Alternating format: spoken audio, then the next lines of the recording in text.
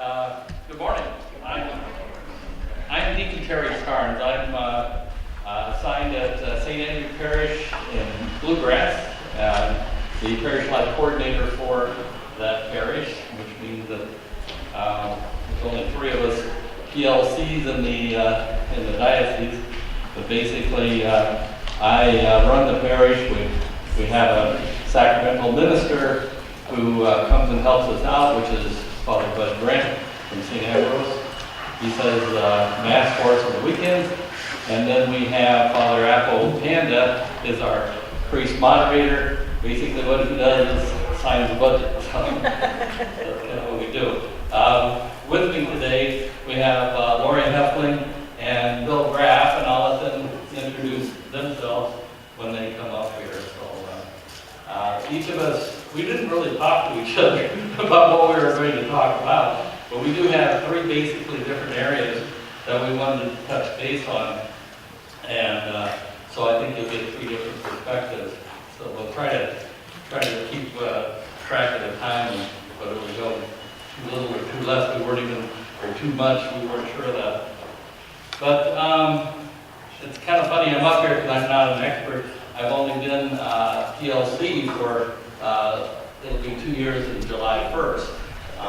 Although I've been ordained for going on 26 years. And not so much that I've recruited volunteers for all those years, but I've also probably more primarily been a volunteer myself for most of that time. Also, I didn't mention, I'm also the Deacon Director for the Diocese of Davenport, so with that portion of my job, which is supposed to be 1/4 of it, I basically look at the welfare, life, and continuing education for the ordained deacons in the diocese.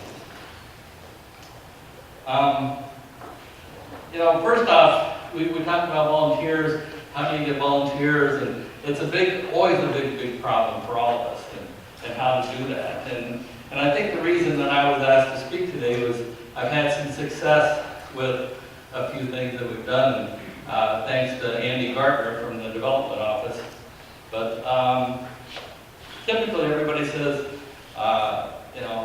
put it in the bulletin, and talk from the pulpit, that brings people in. Well,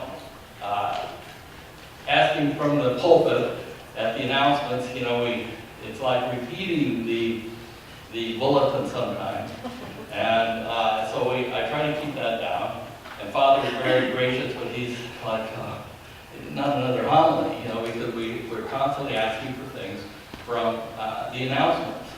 And like Andy says, and then one of the things with PLC, it seems like the biggest job I have is hanging over my head every week is the bulletin.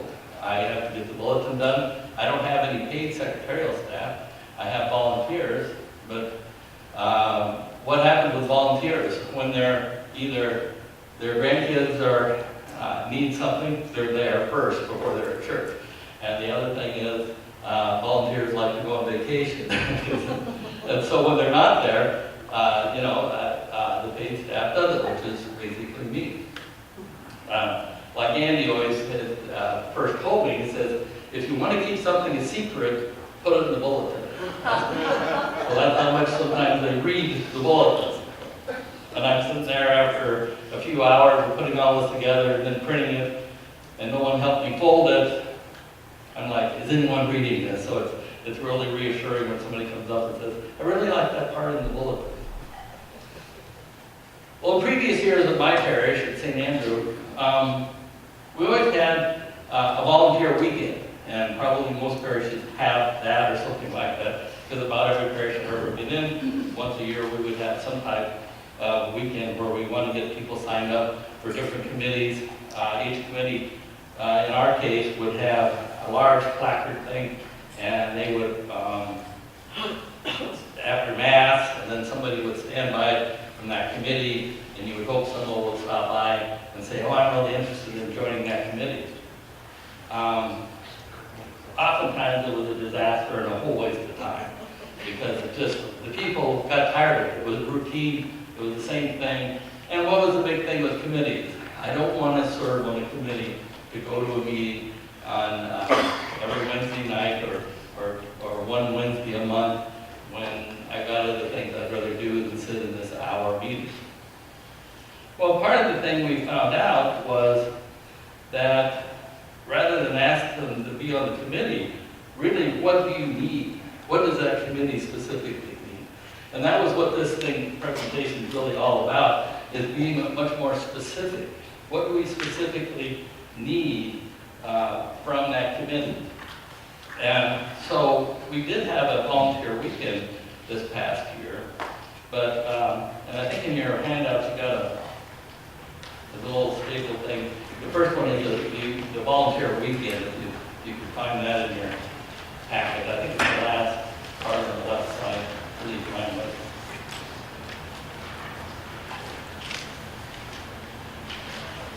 So rather than ask for somebody to specifically sit on a committee, we said, well, what is your primary need? And so we went around to each of the committees talking to them, what do you really, really need? And for the Christian Service Committee, we said, do you need more help at your meetings than that? Well, no, we don't. We don't even meet that often, and we don't need committees, but we have a couple big things we do a year, and one is the angel tree. So at the very top one up there, you'll see, we have the angel tree, which we have obviously at Christmas time through Advent. People come in, and they'll take a name from that tree. And so we put that at the very top of this handout. Now backing up a little bit, I'll say how do we do the handout. We, at our volunteer weekend, we had these in the pews when people came in. And then we made sure that they could see them. Maybe even if they were looking at a little bit their homilies or Father, but although his homilies are already very good, but if I was preaching, they'd take the time and they might want to read it. But anyway, they got it when they got into church, so they had a little time to see it. And then when we came to the announcements at the end of Mass, then we had everybody get one of these, and we had pencils for everyone, and kind of a lot of times like we do the ADA, we said, fill this out now. We want you to do this because we had a captive audience, and it isn't very often you get a captive audience because the people coming to Mass are probably the ones that are going to be your volunteers. So we took these sheets and we asked specifically what we wanted. We also had the opportunity of the other committees down below, if you want to just serve on that committee, whatever. And but if you see all those, the angel tree, the Salvation Army dinner, this is something we do every 2 months where we serve a meal at the Salvation Army. And it takes quite a bit of people to cook and deliver all this type of thing. The annual garage sale, which is coming up for us on March 17th, funerals, special events. And we found people are very generous with their time if it's something that they really want to do. And we found that a lot of people truly would come up and they say, instead of building the grounds, I don't want to go to a meeting, but if you need somebody to come up and mow or trim the bushes, or I'm kind of good at that. I found out we got 3 master gardeners that are active parishioners that are happy to come and help with those. So that's, the specifics was really, really important how we did that. Then the other important thing is, so when you get them to fill this out, that was actually pretty easy. We had a lot of people filled it out. And you don't want to drop the ball. That's the big thing. You want to keep it moving. Don't drop the ball, because once they get it, and this is a big weakness many times of getting volunteers, is it falls flat about that point. Okay, no one gets called. You might have 1 or 2 new names, but they don't get called for months and months because of whatever reason or nothing's happening in the committee. It falls flat on itself. So what I did when I got all these, and now I'm coming from a parish perspective as more of the pastoral associate type viewpoint here, because one of the first things I did when I got to the parish is I started updating the parish database, which we use Servant Keeper, and getting that database updated was extremely important to me. And we worked really, really hard. So part of that database, and you might not even know you have this, but there's a very good chance your parish does have this, is you can put in that parish database all of these attributes. These would be considered attributes. And so I put every one of those in there. And I was also very careful to make sure that I put the date of when they volunteered. Because you want to know, you want to look down the line and say, well, they volunteered 5 years ago, but they're not interested now. So I put their ministry and their date. And so then, if you look at it's actually the third handout. I think I got them a little out of order in the way I decided to talk about this. This one says St. Andrew Catholic Church Attribute Report. So what I did there is I pulled up on the attributes, says, give me all the lectors that everyone signed up for lectors. So boom, the database prints those out.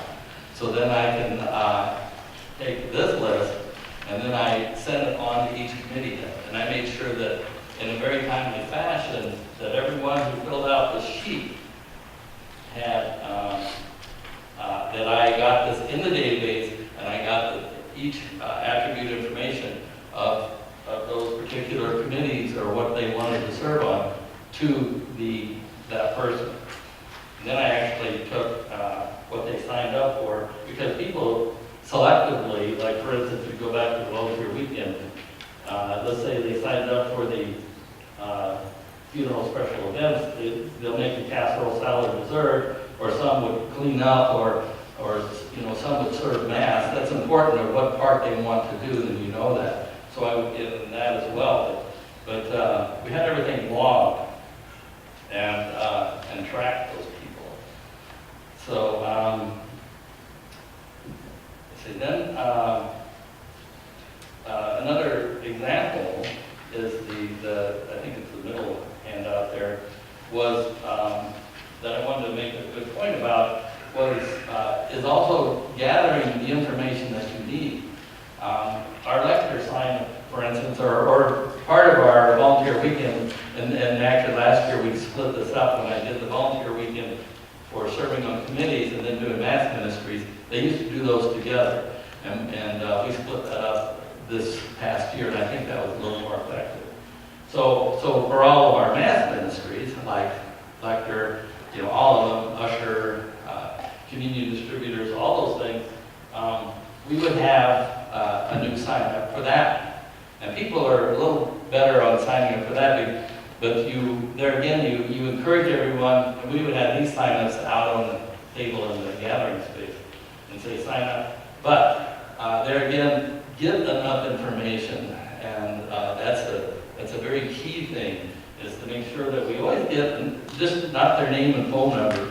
No one hardly anymore has a landline. So you got to be really careful about what you ask for. When you say phone, they'll leave a blank if they don't have a landline.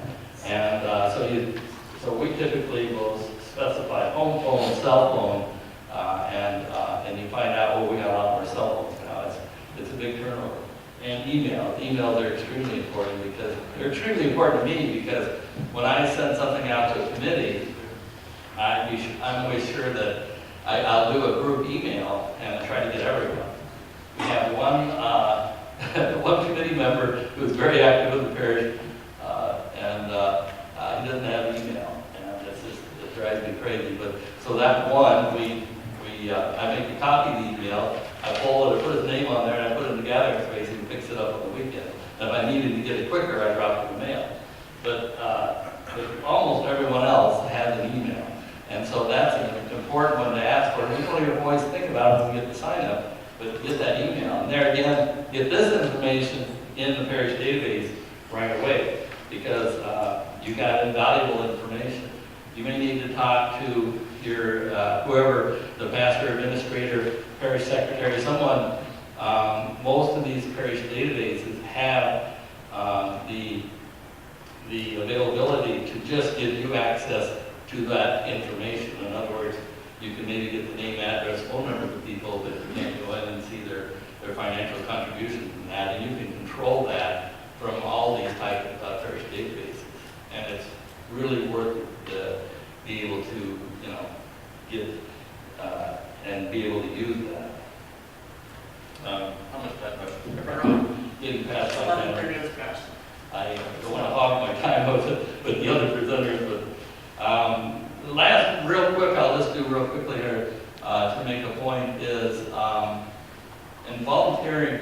What I found also there again from from running a parish point of view, it's so important to market the parish, and that's something I've really done a lot of, is continuing to market the parish. We started sending out postcards for Advent and postcards for Lent, and so those postcards have all our everything on there. When is Mass, communal penance, anything that's happening special. We got some special presentations. We got a mission, something that goes on the postcard, and that gets mailed to everyone in the parish database. And the big thing is, we used to just take this piece of paper and have it in there for the people that attended Mass. Well, those people, guess what? A lot of them do read the bulletin, or they know where that information is, and they're going to see your poster on the wall. But literally half to 2/3 of your parish that are not at Mass every week, they're not seeing that information, so we mailed it to them. So it's in their home.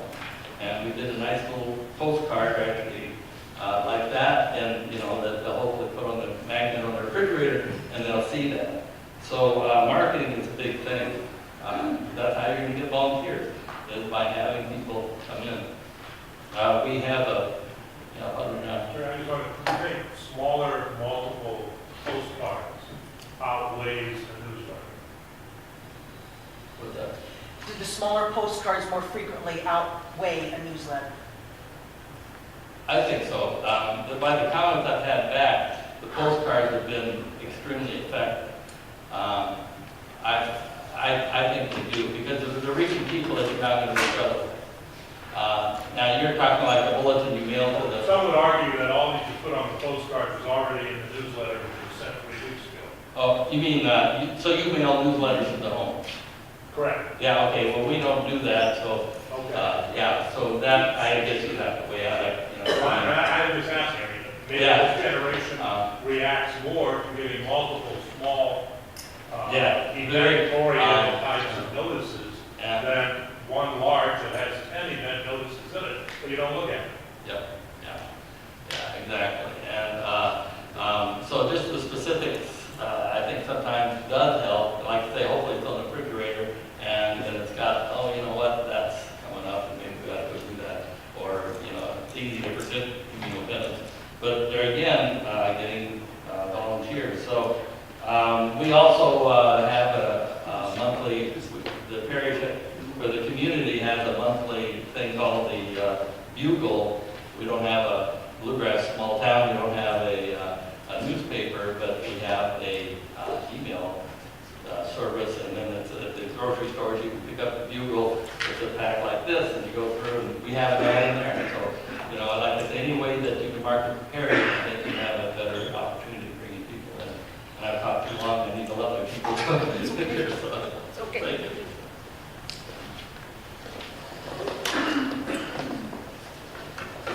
Thanks, Terry. I'm Laurie Hoefling. I work at the Diocese of Davenport. I've been at the diocese almost 30 years, and so I currently work as a support person for a lot of the departments in the building. And one of my responsibilities is to organize volunteers to stuff envelopes once a month. I call them my stuffers. And I inherited them. I didn't recruit them initially. So I just want to kind of talk about my relationship with them and nurturing them. From my experience with them, I think that's really key, to have a relationship with them. I don't have a parish. These people come from various parishes, and so that might be a challenge for you to be as intimate with them as I am with my group. The diocese filed bankruptcy in 2006 and we lost a fair number of employees. And so we got some people coming to the diocese to volunteer because they felt like they could serve. So we have some volunteers who came because they felt that there was a need. They felt the nudge of the Holy Spirit coming. We placed an ad in the Catholic Messenger. We invited them through the Messenger. So we have a couple people that have come through that way. And they came. And so when I needed people to stuff envelopes, these people that we already have said, hey, I can get you a couple more. I can get you some. So it was about that relationship, an invitation to come and be a part of a group. And because they were invited, either verbally, spiritually, reading, they came. And then because of working together, they felt other people would be able to enjoy it as well. So that's how I feel you can grow your pool of volunteers. My stuffers come once a month. I have about 7 of them. We're the ones that mail out the reminders if you make a pledge to the annual diocesan appeal, or you pledge to the Catholic campaign, and you got a little envelope from the diocese. We were the ones that assembled that for you. And so we keep doing that month after month. And sometimes we will put out a big mailing, several thousand, or every January, if you have contributed to the diocese, we mail the contribution statements. And that's like 10, 12,000 envelopes. So I have a pool of about 30 people that I can pull from to invite for that. But I didn't start with 30. I started with a handful. And when I was asked to do bank statements, these contribution statements for the first year, I was worried. How am I going to get enough people? I cannot have my 80 and 90-year-old women stuffing 10,000 envelopes. That was really a concern of mine. I didn't know how it was going to happen. But when I let go and just trusted, then people came. People offered. And so that's just kind of been the pattern. And I think another success has been listening to them when they come. Have the coffee, have the treat, and let them chat. I am not a part of their conversations, but I hear conversations. And so that just kind of is heartwarming to know that they've come because their friends are there. They'll say, it's nice to get out of the house in the winter. I just love your coffee. Oh, it's so good to see you again. And one woman would talk about, one day I bought Pringles. And she said, oh, Pringles. My husband used to travel. When he went to Wisconsin, he'd bring back a Kringle. So every now and then, I'll bring in a Kringle. It's listening. It's knowing your people. It's spending time among them, with them. Initially I felt bad. They'd be there an hour, hour and a half. They got up, they were here by 9 o'clock. I felt like I was wasting their time. But then hearing them and how they enjoyed it, that was okay. It's not about folding an envelope and gluing it shut. It's about community building among them and the diocese and among themselves. So hopefully you can somehow build the community among your volunteers. So then they'll come back. I think it's an invitation. I think it's an affirming of them. And it's letting the Spirit work. Because if I wouldn't have had the Spirit help build my pool, I don't know what I'd be doing. A lot of envelope stuffing by myself, I think. So I'm the diocese with people from all over, your parish with a smaller group. So adapt how you wish and how you think is works. But for me, this is what works well for us. So that's why they asked me to say a few words. So thank you. Bill?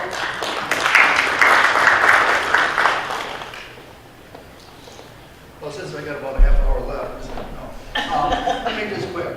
My name is Bill Graf. I go to St. Thomas More Parish. I've been involved in stewardship for since 2008. My wife was involved before then. I wasn't. I was a workaholic. I didn't do much. And something happened in 2008 that made me changed my life. My wife passed away. So I wanted to try to do things that she would do. to continuing on. And I found stewardship to be one of the most rewarding areas to get into.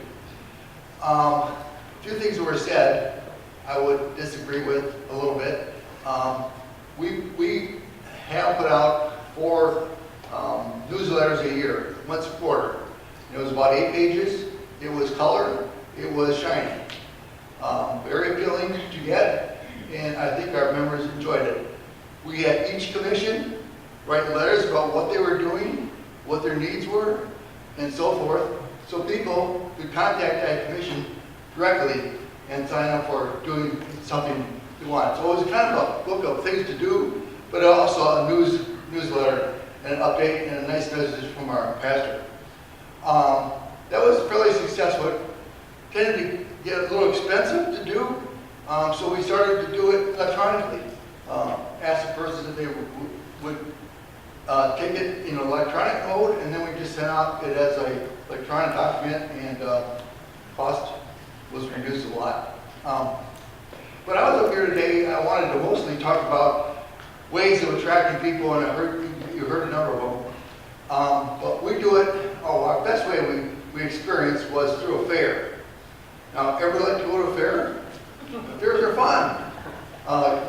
I could talk about, if there was any children here, they'd raise their hand right away. So after each Mass on a Sunday, we pick a Sunday out, and we advertise it quite a bit. We would be outside of church, all set up now. Our church happens to be set up so that there's a main door.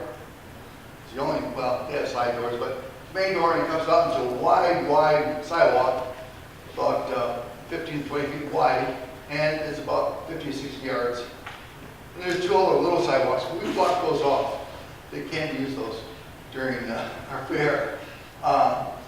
And we have booths for every place that's looking for some volunteers to help them. They had a booth, and actually we started off with tents, just carousel type tents with tops. And we had tables out there, and they had their literature and everything out there. But that wasn't alone. We had for one of our fairs, the best one we had attendance at. It's time, talent, and treasure.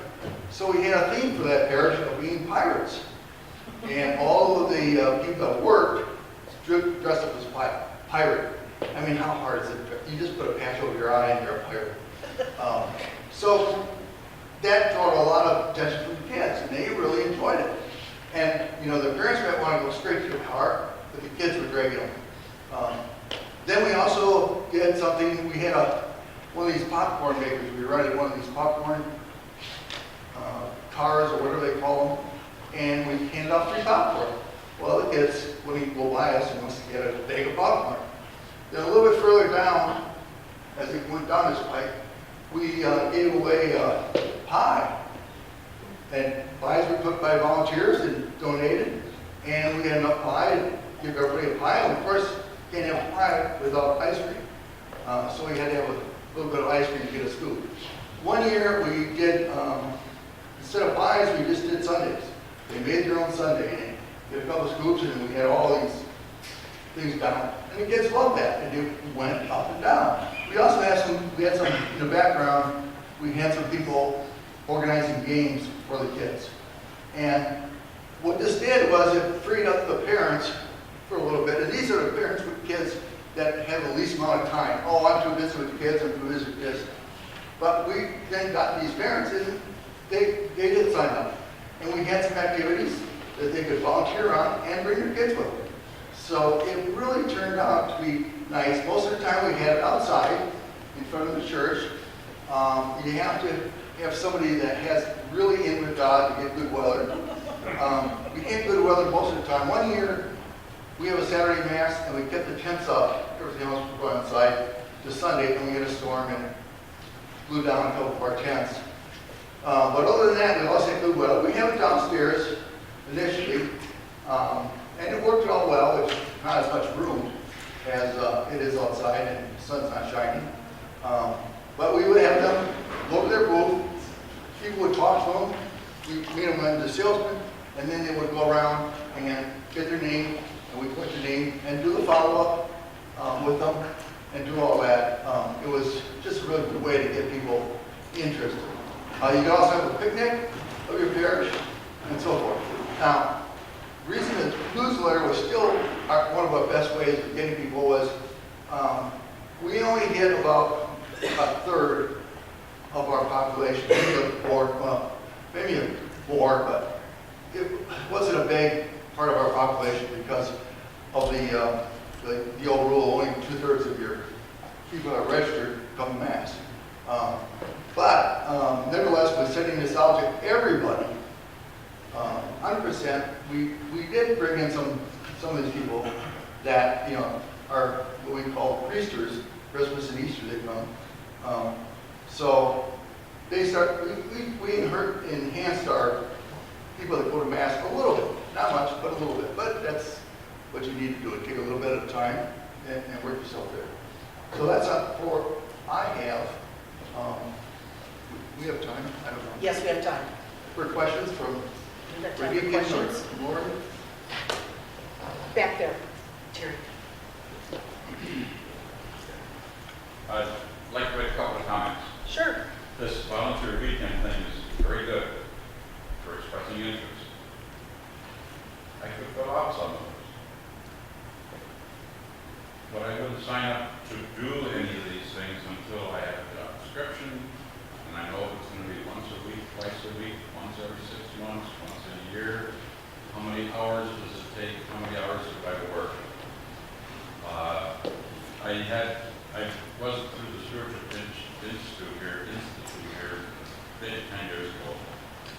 Been doing a lot of work over the church, stewardship, chairperson, etc. The only way I really was able to get people was to find out who's interested. Beautiful. Then say, okay, would you signed up, you're interested in being an elector. Our electors would serve maybe once a month, not every week. You do the first and second readings. You got to show up at church 15 minutes ahead of time, and you get an instruction book, an elector handbook. And here's what it looks like. And you go, and even we wrote out instructions as to when you go up to the altar for the first reading, when you should approach the altar for the prayers of the faithful, and connect to those things. I mean, a real job description. And as a result, we got a lot of people. And I could also use, we also use that thing to say, hey, you have a good elector voice, for instance. Would you consider being an elector? This is what it entails. And specifically invite them to the things that will let them know what's going on. Somebody came up to me and asked me to be a hospitality minister. I can't be there every week. Let's not sign up for this. Am I going to be a hospitality minister once a month, once every 2 months, every week? What kind of a schedule is there, and what's my job? Where are the fire extinguishers? Where are all this other stuff you need to find out to have some specific instructions and information for that? That, I think, has been lacking. You know, several ministry fairs that I've gone to at different parishes. It's not, okay, I'm interested in it. Let's get down to the nitty-gritty and tell them exactly what it is as best as we can, what they're going to do. An angel tree volunteer, help with boxes of food the day before delivery, sort presents, help deliver to families in need. I don't know if I'm interested. Is that every day? Once a week? Salvation Army dinner, is that once a year, twice a year? Right. And Okay, well, just- I'm sorry. Just throw that out. Okay. I was Yeah. just going to say, I was No, no, no. just going to say one thing. We do some of that. We do it 2 ways. One is, being at the fair, there are people that do this at the tables, and they could explain to the person. But it's much better, like you said, to have a catalog, all the job descriptions that you have.